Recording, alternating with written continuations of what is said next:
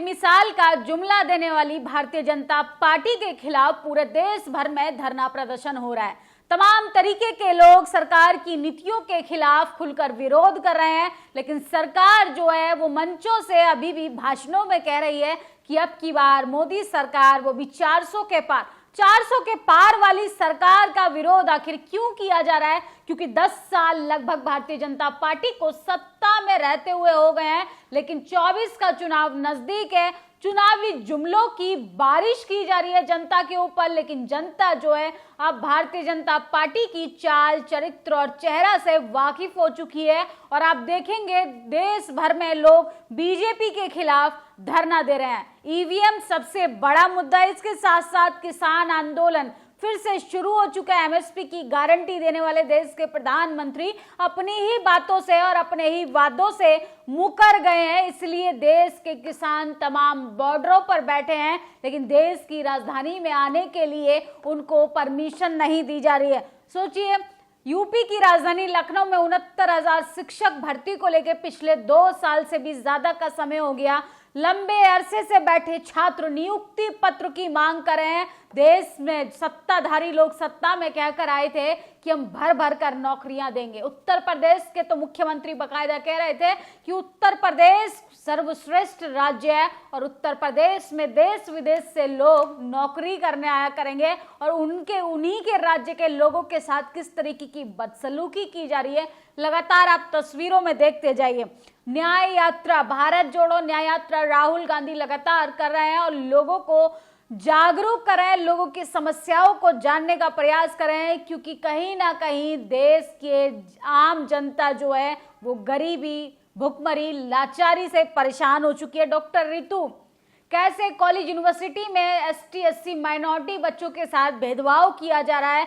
लंबे अरसे से धरना दे रहे दलित समाज से आने वाली डॉक्टर रितु किस तरीके से न्याय के लिए गुहार लगा रहे हैं, लेकिन जातिवादी, मनुवादी इस बात पर भी कोई संज्ञान नहीं लेंगे। सोचिए, आपके बच्चों को पढ़ने के लिए भी संघर्ष करना पड़ता है। अगर वैकेंसी आती है तो पेपर लीक हो जाता है, पेपर लीक नहीं होता है तो नियुक्ति पत्र नहीं दिया जाता। तो ये देश के हालात हो चुके हैं कि देश का युवा सड़कों पर बैठकर अपने लिए रोजगार की मांग कर रहा है और अपने ही देश के नागरिकों को इजराइल भेजने की तैयारी में जुट गई है भारत सरकार। इसके साथ साथ यूपी पुलिस भर्ती को लेके लोग सवाल कर रहे हैं। इस पे जातिवादी मीडिया में बैठे चाटुकार पत्रकार सुधीर चौधरी कहते हैं कि वर्दीधारियों को आतंकी बताने वाले अब यूपी पुलिस में क्यों जाना चाहते हैं। सोचिए, ऐसे सवाल और ऐसे बेतुके बयान दिए जा रहे हैं। इसके साथ जातीय जनगणना, आरक्षण बड़ा मुद्दा बन चुका है। देश की राजधानी की ये तस्वीरें, किस तरीके से ईवीएम के खिलाफ धरना प्रदर्शन जारी है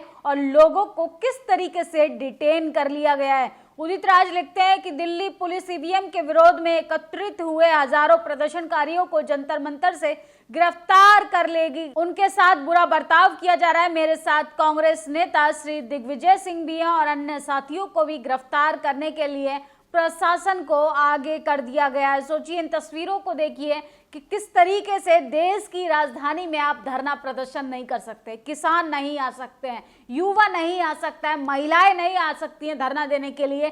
देश की राजधानी में हमने जिनको वोट देकर सत्ता में भेजा, आज वही लोग तमाम लोगों के लिए बैरिकेड लगा रहे हैं, लोगों के लिए प्रशासन का डर बिठाने का काम कर रहे हैं। दिल्ली पुलिस ईवीएम के विरोध में इकट्ठे हुए हजारों लोगों को दिल्ली पुलिस ने गिरफ्तार कर लिया। और सोचिए, 24 में ईवीएम से फिर से मैनिपुलेशन से बीजेपी सत्ता में आ गई तो दोबारा इस देश में कभी चुनाव नहीं होगा। 22 फरवरी यानी आज देश की राजधानी में ईवीएम के खिलाफ बड़ा प्रदर्शन जारी है, लेकिन सोचिए, लोगों को डिटेन कर लिया गया, लोगों को प्रशासन का डर बिठाकर तमाम तरीके के हथकंडे अपनाकर उनको डराने की कोशिश की जा रही है। और आपसे आप ही की अभिव्यक्ति की आज़ादी को कैसे खत्म कर रही है ये सरकार, ये काफी गंभीरता का और चिंता का विषय बन चुका है। देश के प्रधानमंत्री विश्व गुरु देश को बनाना चाहते हैं, लेकिन जिसमें आप सरकार से सवाल नहीं कर सकते, सरकार के खिलाफ धरना प्रदर्शन नहीं कर सकते, सरकार की नीतियों पर बात नहीं कर सकते। कोई पत्रकार, कोई विपक्षी नेता, कोई आम पब्लिक अगर सरकार की नीतियों पर बात करेगी तो सरकार उसको ईडी का डर, सीबीआई का डर यहाँ तक कि आपको जेल की सलाखों के पीछे भी डाल दिया जाएगा। सतपाल मलिक यहाँ ईडी की रेड जारी है, कैसे वो अस्पताल में भर्ती हैं और उनके यहाँ जांच चल रही है। खबर यह है कि पूर्व राज्यपाल सतपाल मलिक के यहाँ सीबीआई छापे पड़ रहे हैं। उनके दिल्ली के सोम विहार वाले फ्लैट और गांव पर छापे पड़े हैं। बताया जा रहा है कि सतपाल मलिक के यहाँ छापे तब पड़ रहे हैं जब वे मैक्स अस्पताल में भर्ती हैं। सोचिए, सतपाल मलिक ने अनिल अंबानी की बीमा कंपनी पर भ्रष्टाचार के आरोप लगाए थे। अंबानी से तो पूछताछ भी नहीं हुई, मालिक निशाने पे आ गए। सोचिए, आप अडानी पर सवाल करेंगे, अंबानी पर सवाल करेंगे तो कैसे कॉरपोरेट घरानों के पीछे मोदी सा छिपकर वार करते हैं। ये आप इन तस्वीरों में देख सकते हैं। राहुल गांधी ने सदन के अंदर पूछा था कि अडानी का और मोदी का रिश्ता क्या कहलाता है, तो उनकी सदस्यता को रद्द कर दिया गया था। तो ये देश का विकास है जो भारतीय जनता पार्टी लगातार अपने होर्डिंग बैनर में दिखाने की कोशिश करती है। सूर्य प्रताप सिंह, लोकतंत्र में किसी व्यक्ति विशेष की आलोचना यदि घृणा में बदल जाए तो समझो उसके पीछे आलोचक का कोई उद्देश्य है, निजी खुन्नस है। यही हाल पूर्व गवर्नर सतपाल मलिक का। सूर्य प्रताप सिंह रिटायर आईएएस हैं। सोचिए, इन्होंने किस तरीके से पलटी मार ली बीजेपी के समर्थन में। ये लगातार लिख रहे हैं, लेकिन इसको प्रशांत भूषण जवाब देते हुए लिख रहे हैं कि जब जब बड़े नेता पलटी मार रहे हैं तो पूर्व आईएएस ऑफिसर की क्या हैसियत है, शर्मनाक है सूर्य प्रताप सिंह। सोचिए, लगातार उन मुद्दों को भटकाने की कोशिश की जा रही है जो आम लोगों के जीवन से जुड़े हैं। इसके साथ साथ किसानों के वीडियोस को, किसानों के समर्थन में जो व्यक्ति ट्वीट कर रहा है उनके ट्विटर हैंडल को भी सस्पेंड किया जा रहा है, उनके यूट्यूब चैनल को भी सस्पेंड किया जा रहा है। ये देश की डेमोक्रेसी है, लोकतंत्र की बात करने वाली भारतीय जनता पार्टी किस तरीके से लोकतंत्र बचा रही है कि लोगों से ही उनसे बोलने की आजादी को ही खत्म किया जा रहा है।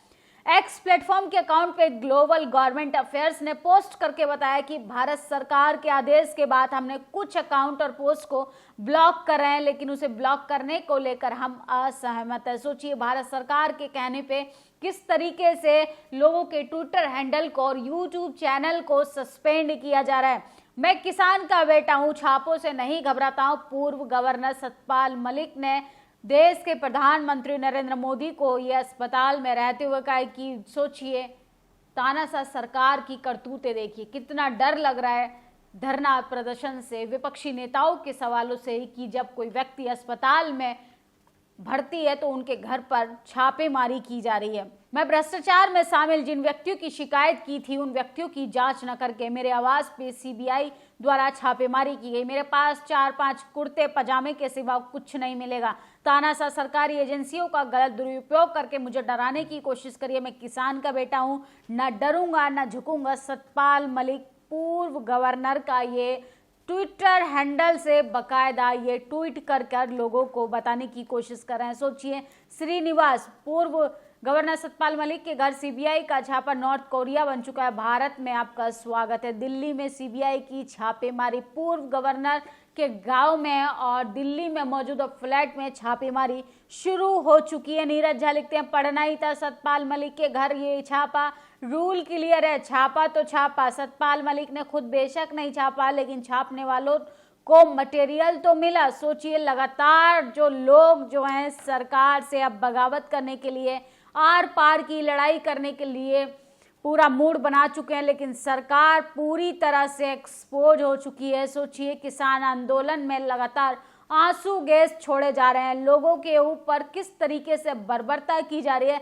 किसानों को किस तरीके से डराने की कोशिश की जा रही है। अनमोल प्रीतम किस तरीके से वहां से रिपोर्टिंग कर रहे हैं। किसान आंदोलन आंसू गैस की चपेट में आया। पत्रकार अनमोल प्रीतम ने बताया, लगा जैसे दम निकल जाएगा, आंखों में भयंकर जलन हो रही है, आंसू निकल रहे थे, लेकिन फिर भी वो खबर आप तक पहुंचाते रहे। तो सोचिए, आप धरना प्रदर्शन नहीं कर सकते हो, देश के प्रधानमंत्री विकसित भारत का सपना देख रहे हैं। चंडीगढ़ मेयर चुनाव में हमने देखा 400 पार वाला भरोसा, ये भरोसा तुम्हें बस ईवीएम से आता है, ईवीएम हटाओ, देश बचाओ, ईवीएम एक धोखा है। सोचिए, तो ये ईवीएम के खिलाफ देश भर में धरना प्रदर्शन हो रहा है। देश की राजधानी में लाखों की तादाद में लोग एकजुट हुए हैं और कैसे उनको प्रशासन के द्वारा डिटेन करने की कोशिश की जा रही है। दिल्ली विधानसभा में दिल्ली के पूर्व सोशल जस्टिस मंत्री राजेंद्र पाल गौतम भी ईवीएम के खिलाफ जमकर विरोध कर चुके हैं। वो कह रहे हैं कि 400 का पार वाला कॉन्फिडेंट मोदी सरकार को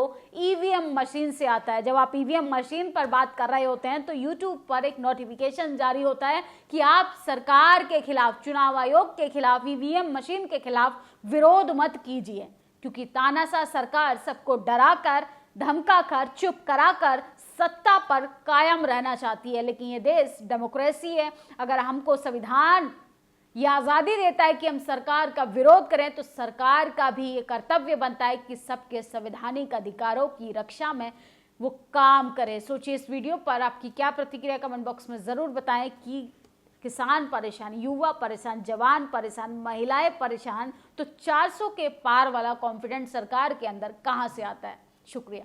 नेशनल दस्तक की आपसे गुजारिश है कि अगर इसको बचाना चाहते हैं तो नेशनल दस्तक को सब्सक्राइब करने के लिए रेड कलर के सब्सक्राइब बटन को दबाएं, फिर बेल आइकन की घंटी दबाएं।